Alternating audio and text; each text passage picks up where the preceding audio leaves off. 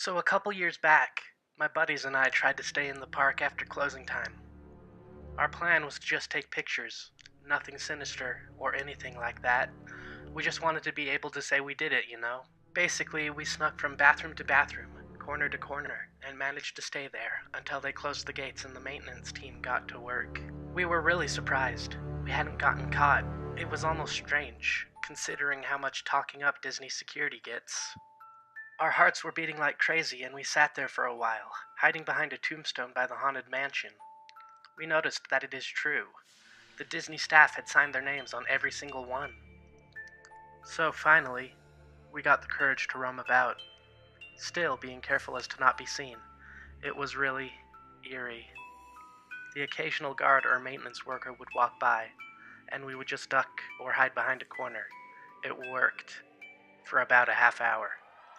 Of course, we couldn't keep this up for long, and yeah, they caught us.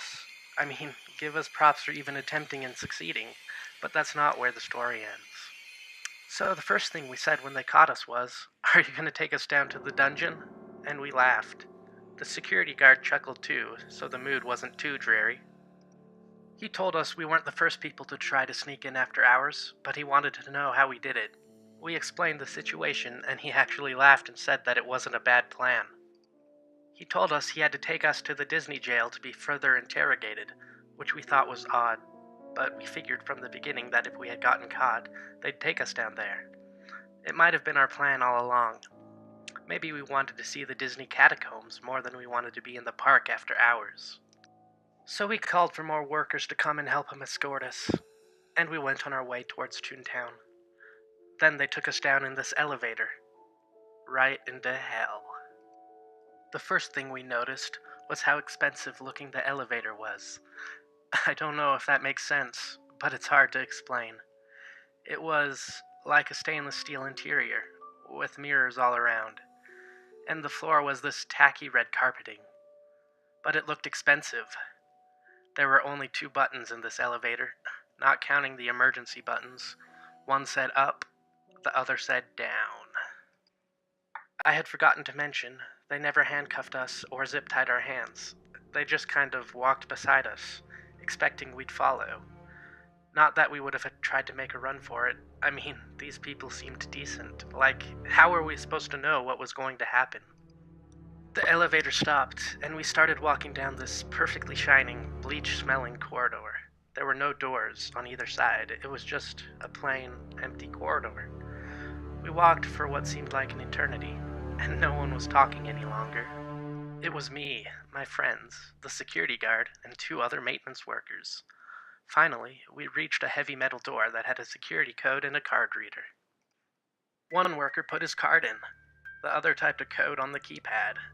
I watched the code he typed in, 121566. I only remember it because I found out later what its significance was, and it makes me laugh looking back. Strange. It's strange that I could laugh looking back. They led me and my friends into another corridor. This one had doors down the hallway walls. Each door had a little plexiglass square, a 10 x 10 inch window at the top right corner. Looked sort of like a psych ward, to be honest. Not so much like a jail. He led us to room 1901, and inside was a single desk with, surprisingly, 3 chairs for me and each of my friends.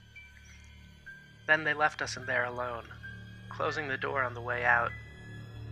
We sat in the chairs like obedient little children and waited for them to return, but they never did. 2 hours went by, and no one came back for us. My buddy Tim went to the door and surprisingly, it was unlocked. He didn't open it, though. He was worried there'd be a guard on the outside and that they'd think we were escaping. And we weren't looking for any more trouble. So, about 25 minutes went by, when we got restless and finally decided to leave the room. The hallway was empty, like before. No signs of people, nothing. We started calling out, "Hello? Is anybody here?" No one answered our calls. We noticed surveillance cameras were placed above every door, and we got to wondering if there was any living soul in this place at all. We should have left right then and there. But then again, whoever does the right thing in these kinds of situations. Every door looked the same, and each one had a specific number above it. They weren't in order like, say, rooms 1 through 10. They were scattered numbers. For example, our room had been 1901, but the door next to it was 1205. We got to thinking and finally assumed they were just randomly chosen. We walked up that hallway and had no idea where we were going, what we were hoping to find, or even if it mattered. My other buddy, Guy, decided we should just leave. He said that if they really wanted us here, they'd have come back. And maybe it was just a scare tactic. Maybe they just wanted to trick us into thinking we were being arrested, and were waiting for us outside to laugh. I felt weary of the whole situation, and Tim was just quiet the whole time, nodding his head here and there. He was more interested in looking into the door's little 10x10-inch windows. That wasn't a good idea, I tried to tell him, but of course, no one listens to reason when they're freaked out. And we were definitely freaked the fuck out at this point. The cameras above the doors were capable of motion detection, and followed us as we wandered down the desolate corridor. A little red light at the bottom of the lens, blinking each second. No noise filled the air. All we heard was each other breathing. Then it happened. We had reached the end of the hallway. Unfortunately, the door at the end had another pin code reader. I tried the pin from before, the one I saw them type in, but it was invalid. At that moment, the lights in the hallway shut off, and we heard the doors. God damn it, I can still hear them to this day. The fucking doors opened, all lining up along the corridor. They made a subtle creak and then a boom as they hit the wall beside them with force. As I said, after I entered the invalid code into the keypad, the lights shut off and the doors opened, except for the door with the keypad. We also noticed, as the doors opened, each doorway had a little bit of light seeping from its open pathway. We stood there, stunned, for a good 5 minutes, not knowing what to do. We figured we tripped some alarm, and this was just a protocol. A standard drill in case of an attempted escape. What were we supposed to think? So we turned the other direction, away from the locked door. A sense of panic hit all three of us for some reason, and we got the urge to run. No one agreed to running. It was like we all knew we had to, at the same time. Some sort of instinct, like a baby gazelle knowing when to run from a lion. We were in a lion's den, all right. It wasn't until about the 10th door we passed that we began to look into the doorways as we passed them. Standing at the doorways were people in costume. We were running past Donalds, Mickeys, Goofies, Plutos, and all different kinds of Disney characters. It was insane, and we screamed at the top of our lungs. I know they never say look behind you as you run, but I did. They were leaving their rooms and following us, not running. Just casually walking toward us. I think that is what made it that much more terrifying. Almost like they knew we had nowhere to go. Now, I don't know if it was all in my head, just from sheer panic and fear of the moment, but I swear, I could swear on my mother's life, I heard It's a Small World playing over an intercom. I have a fear of dolls, and the ride always gave me the creeps my whole life. Now I could see them, the little robotic dolls, standing in the doorways as we passed, still following where the costumed characters. The dolls weren't chasing us, thank God. I would have died from a heart attack if I had seen the dolls following suit, but they didn't. It didn't make the situation all that better. I mean, how many times have you been followed by a group of costumed individuals seemingly out to fucking eat you alive? At least that's what I told myself to keep myself moving. Stopping meant being devoured by fucking Donald Duck. I don't know about you, but I don't want to go out like that. Tim was crying. Guy was sweating and breathing heavily, and I just kept turning my head to see if we were being followed, and of course we were.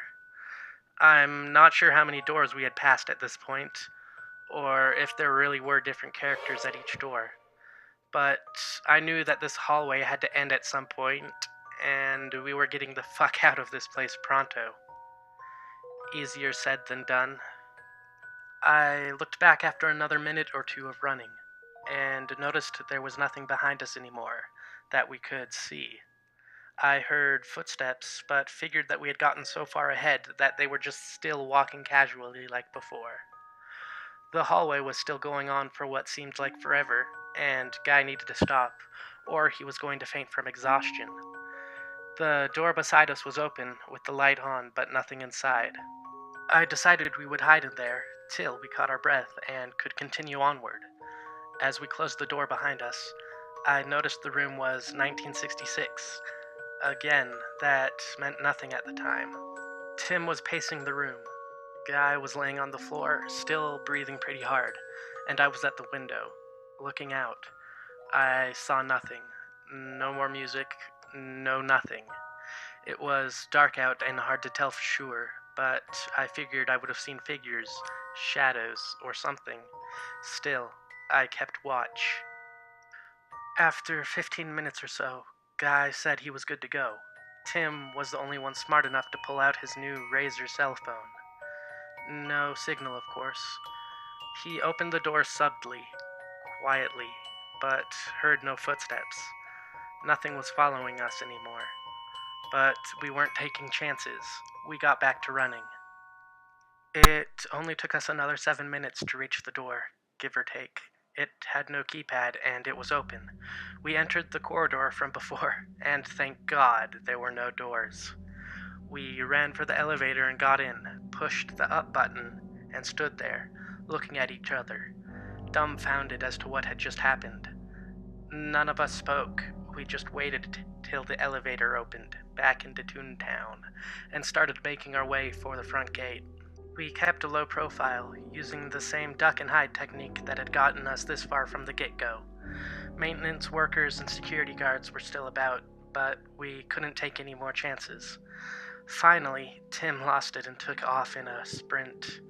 I couldn't imagine what had set him off, until I looked and saw that everyone in the park just stood there, staring at us with blank faces.